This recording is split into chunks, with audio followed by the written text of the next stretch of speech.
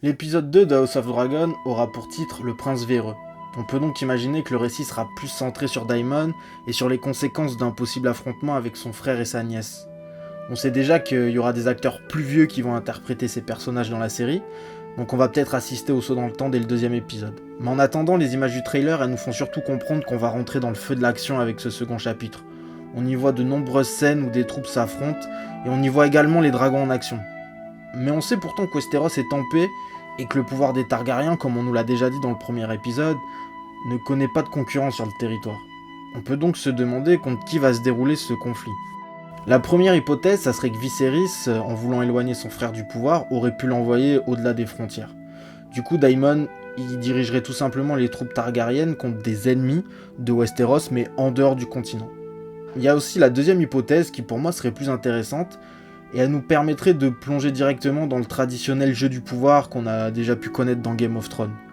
Du coup, Daemon, comme on l'a vu, qu'il n'aurait pas accepté la décision de son frère de désigner Rhaenyra comme héritière officielle de la couronne, il aurait tout simplement pu lever une armée.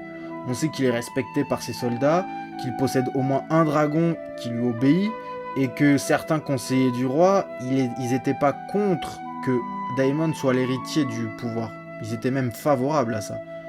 Donc il serait tout à fait imaginable que le prince il ait pu trouver des appuis afin de mener une guerre contre le roi. On a déjà vu ça en plus dans Game of Thrones, deux frères qui s'affrontaient pour une place de roi, même si c'était pas le centre du récit, donc ça serait pas étonnant que ça puisse se reproduire. Un tel affrontement serait intéressant parce que ça nous permettrait de voir s'affronter plusieurs dragons. Alors on a pu le voir brièvement dans Game of Thrones avec le dragon de glace, mais là ça serait plus intéressant parce qu'on verrait ça plus en détail. Déjà les dragons seraient gérés par des Targaryens plus expérimentés, qui contrôlent mieux les dragons, avec des techniques d'attaque peut-être plus poussées. Et puis surtout, ça va permettre à la série d'avoir des scènes qui seraient bien plus spectaculaires.